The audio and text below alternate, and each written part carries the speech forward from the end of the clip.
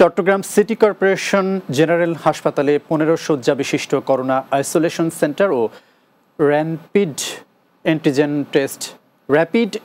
Test কেন্দ্রের উদ্বোধন করেছেন city mayor doctor Shahadat Hossain. বৃহস্পতিবার সকালে চট্টগ্রাম নগরীর আলকরণ এলাকায় সিটি কর্পোরেশন জেনারেল হাসপাতালের ৩য় তলায় এই আইসোলেশন সেন্টারটি উদ্বোধন করা হয়। এ সময় মেয়র বলেন, আইসোলেশন সেন্টারটিতে ১৫ শয্যার মধ্যে 10টি পুরুষ এবং 5টি মহিলা রোগীর জন্য প্রস্তুত করা হয়েছে। এ সময় উপস্থিত ছিলেন চসিকের প্রধান স্বাস্থ্য কর্মকর্তা ডাক্তার ইমাম হোসেন রানা, ডাক্তার হুসনা আরা বেগম, ড্যাব চট্টগ্রাম জেলা শাখার সেক্রেটারি ডাক্তার বেলায়েত হোসেন ঢালি সহ অন্যরা।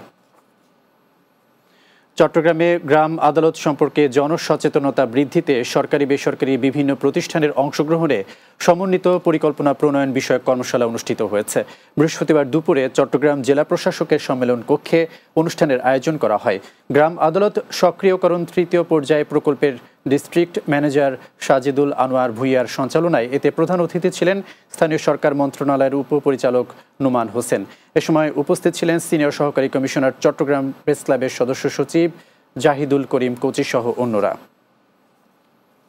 চট্টগ্রামের সীতাকুণ্ডের সলিমপুর ও তুলাতুলি মৌজায় উপকূলীয় বনের মধ্যে গড়ে তোলা Kohinoor steel ship breaking yard উচ্ছেদ করে সরকারি খাস জায়গা উদ্ধার করেছে জেলা প্রশাসন। বৃহস্পতিবার দুপুরে চট্টগ্রাম জেলা প্রশাসকের নির্দেশনায় সীতাকুণ্ড উপজেলার তুলাতুলি মৌজার অবৈধভাবে দখলকৃত জায়গায় এই উচ্ছেদ অভিযান পরিচালিত হয়।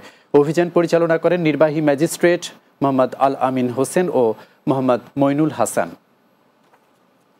চট্টগ্রামের সাতকানিয়ায় এইচএসসি পরীক্ষার্থীদের মাঝে শিক্ষা সামগ্রী বিতরণ করেছে জাতীয়তাবাদী ছাত্রদল। চট্টগ্রাম দক্ষিণ জেলা বিএনপির যুগ্ম আহ্বায়ক মুজিবুর রহমানের নির্দেশনায় বৃহস্পতিবার দুপুরে উত্তর সাতকানিয়া জাফর আহমেদ চৌধুরী ডিগ্রি কলেজ পরীক্ষা কেন্দ্রে ৫ শতাধিক পরীক্ষার্থীদের মাঝে এসব শিক্ষা সামগ্রী বিতরণ করা হয়। এ সময় উপস্থিত ছিলেন চট্টগ্রাম দক্ষিণ জেলা ছাত্রদলের যুগ্ম আহ্বায়ক রাশেদ খান, উত্তর সাতকানিয়া ছাত্রদলের সংগঠক আনিসুল ইসলাম ও জামশেদ আলম সহ বিভিন্ন ইউনিটের ছাত্রদলের নেতাকর্মীরা। রাতের বাংলায় নিচ্ছে আরও একটি বিরতি, ফিরছি কিছুক্ষণ পর, সাথেই থাকুন।